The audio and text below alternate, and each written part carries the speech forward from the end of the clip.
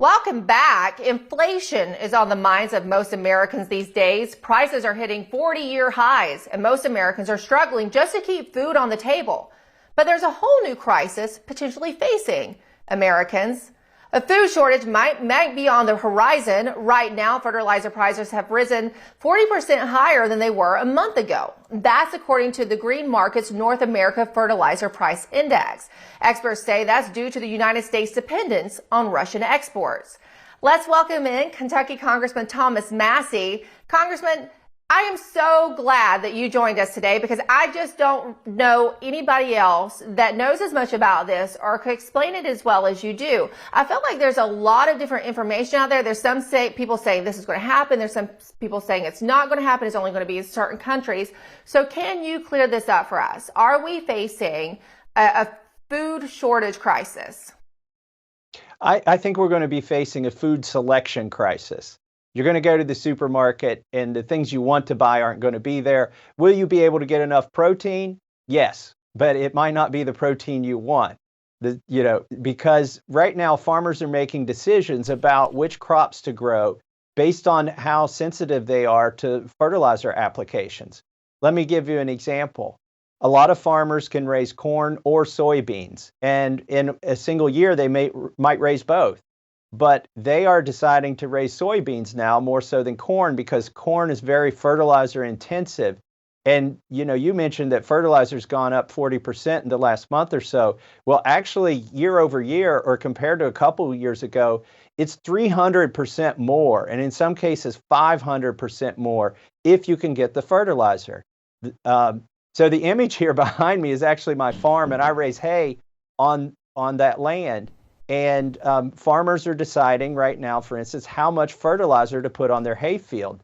You will not know the implications of that. Even the farmer won't know the exact implications of that until a couple months from now, or the cutting that happens at the end of the summer. In that case, that's 6 months away. So they're making decisions now that are going to affect crop yields and the types of crops they grow based on this high price of fertilizer. Yeah, that's one reason I want to ask you, because you are a farmer besides a congressman, so you actually directly deal with this issue. I went to the store today and I got a gallon of milk, and it was almost $7.50. It just come in short under $7.50. So how much of a price hike? I feel like it's already risen so much, right, over the last couple of months. They say it's going to be more. How much of a price hike can we expect over the next couple of months in the average grocery cost for a household in the United States? Well, milk is very one of those outliers, I think. You could see it go up. And the reason it's so high right now, during COVID, the supply lines were affected and restaurants closed down and schools closed down. So even though people would have consumed as much milk as they normally do, it wasn't packaged right. So what did farmers do? They're not going to milk the cows and pour the milk out. They sold their milk cows into the beef industry. So they became hamburgers. And it takes 3 years for a cow to have a calf, and then for that calf to grow up and be old enough to give milk.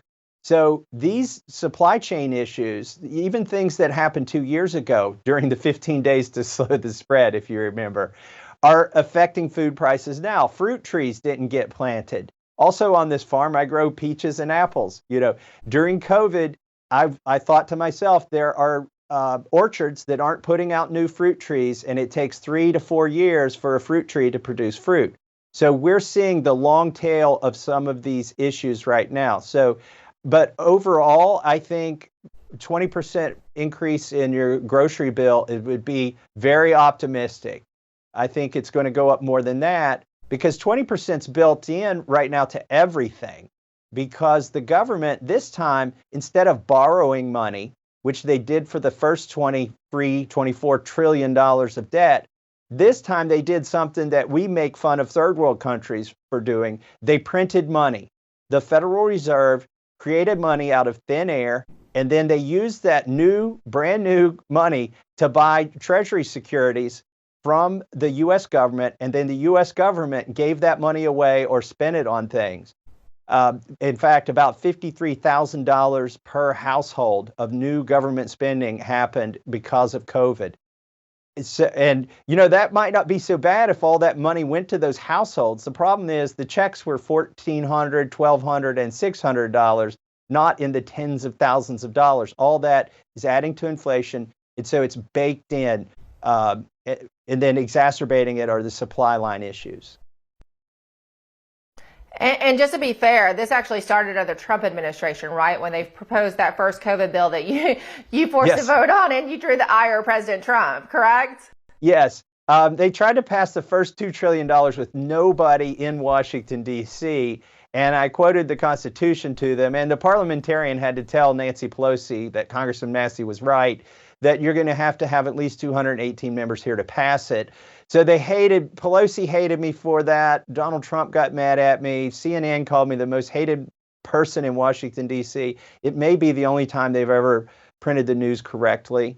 But now all of those things that I said if you pay people not to work, if you pay the governors to shut down their economies, and if you print all this money, we're going to see inflation and shortages.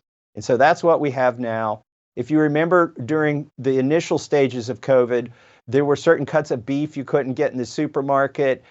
Even the fast food chain Wendy's ran out of hamburgers.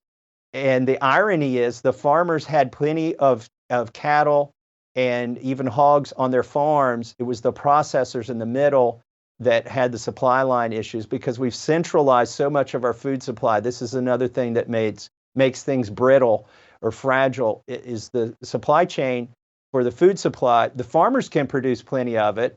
Now, the problems with fertilizer notwithstanding, but the farmers can produce plenty of it, and there's plenty of customer demand, but a lot of times the things in the middle break down.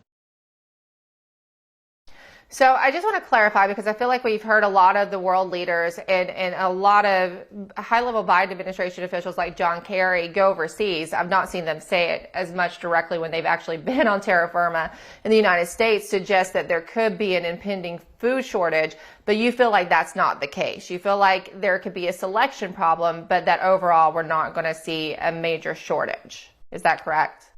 Well, let me clarify. I think you will see food shortages overseas.